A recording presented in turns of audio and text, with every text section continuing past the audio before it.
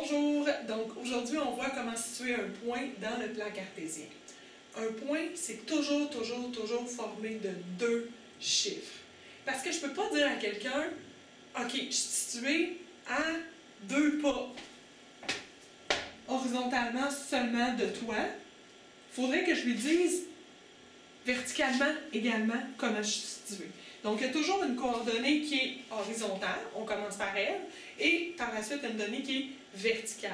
C'est la deuxième coordonnée. Donc, on commence toujours par X, lire en X, et par la suite, on va lire en Y.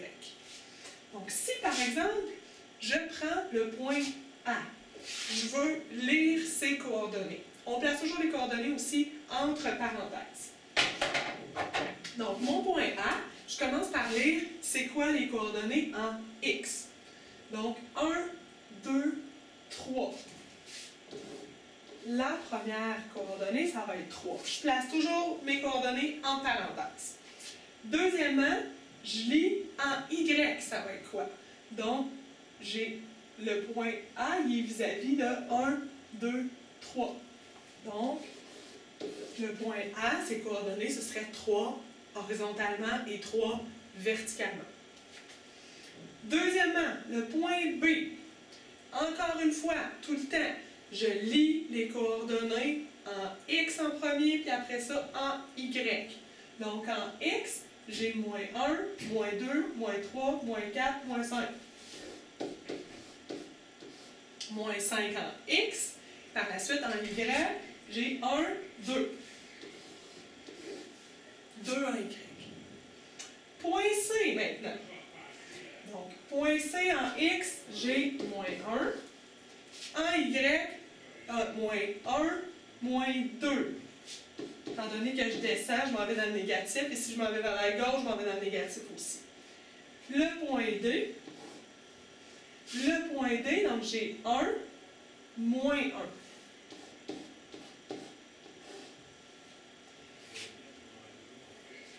Maintenant, les points E et F, je vais les faire tout à l'heure.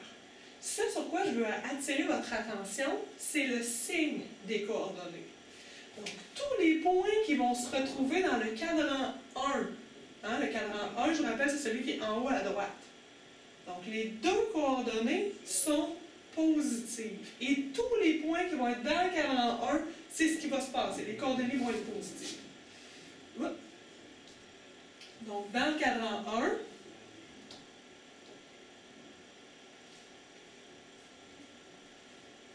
je vais y arriver. Donc, dans le cadran 1, les données vont être positives. Les deux coordonnées positives. Dans le cadran 2, donc le cadran en haut à gauche, j'ai une coordonnée qui va être négative, l'autre qui va être positive. Donc, la première est négative, la deuxième est positive. Pourquoi? Parce que je m'en vais à gauche. Donc, négatif et en haut, positif. Dans le cadran 3, négatif, négatif. Et finalement, dans le dernier, j'ai positif parce que je suis à droite et négatif parce que je suis en bas.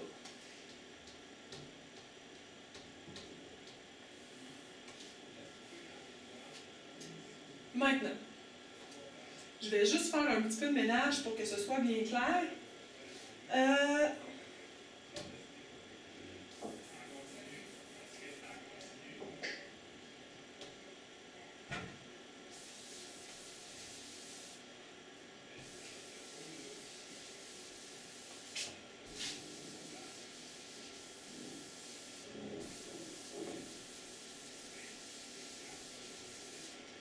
J'arrive aux coordonnées des points E et du point F.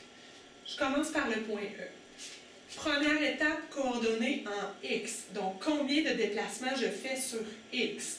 Est-ce que je fais un déplacement à gauche ou à droite? Oui, j'en fais des bonds de 3, mais vers la gauche. Donc, première coordonnée en X, moins 3, parce que je fais 1, 2, 3. Mais est-ce que je fais un déplacement vertical en haut ou en bas? Non, je reste sur la ligne. Mais étant donné que je reste sur la ligne, c'est le point 0. Donc, coordonnée du point E, moins 3, 0. Je regarde avec le point F maintenant. Est-ce que je me déplace latéralement, donc de gauche à droite? Non, 0. Donc, quelle est la coordonnée en X? 0. Est-ce que je me déplace en haut et en bas? Oui. Donc, coordonnées en Y, 1, 2, 3, 4. Mais en bas, donc 0, moins 4. Ça fait le tour pour les coordonnées. J'espère que c'est bien compris. Vous pouvez maintenant faire le devoir 2. Bonne chance!